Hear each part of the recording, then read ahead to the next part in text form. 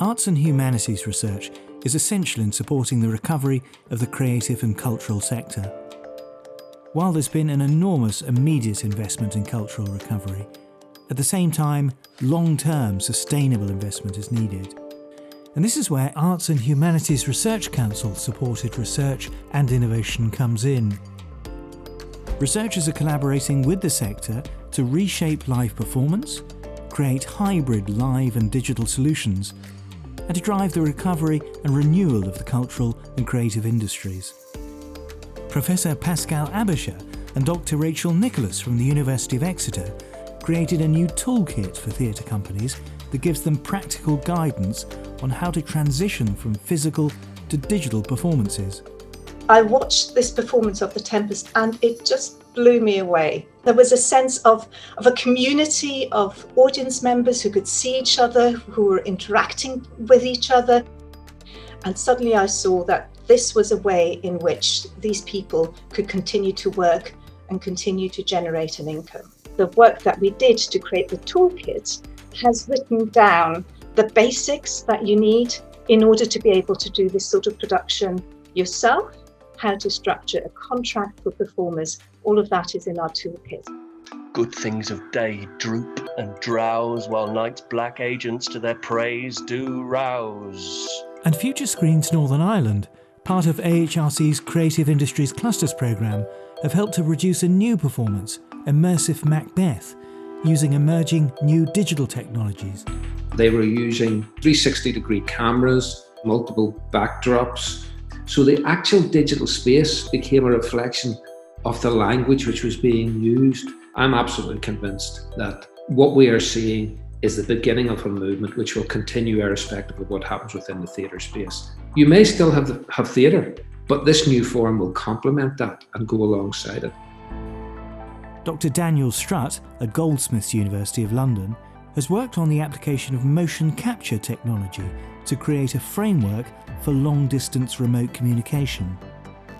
This new way of working and creating, enabled through technology, has brought together people who would probably have never worked with each other to create new and exciting dance performances.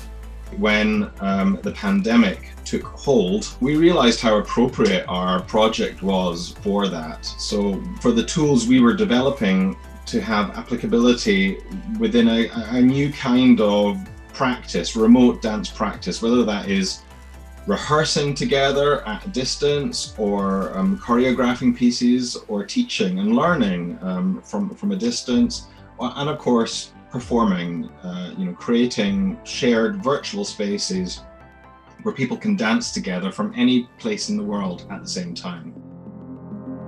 Professor Ben Wormsley is leading a national research project exploring the impacts of COVID-19 on the cultural sector across the UK that highlights the implications for policy making. So I think this is, our research has shone a spotlight on the lack of awareness, really, of how the cultural sector operates and its infrastructure, and therefore how to target that investment more appropriately.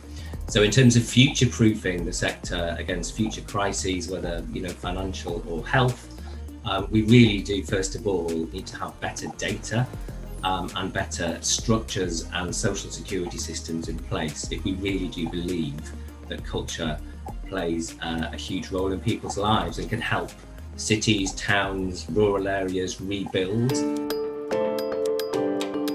Professor Elizabeth Crook is investigating how the museum sector will emerge and refocus in the aftermath of the COVID-19 crisis.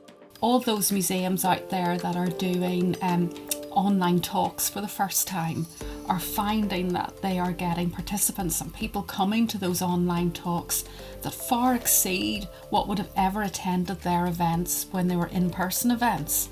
But what I found some museum managers say is that this digital experience has been great for the year, but they are very keen to get back into their museums and to get people back into the building. So really in our project, we want to discuss with all the different stakeholders in the museum sector to find out what is it that you need to be a resilient sector going forward. Across the creative and cultural sector, AHRC is funding collaborations that rethink traditional approaches and reimagine the ways we interact with and access culture and drive the recovery of our creative industries.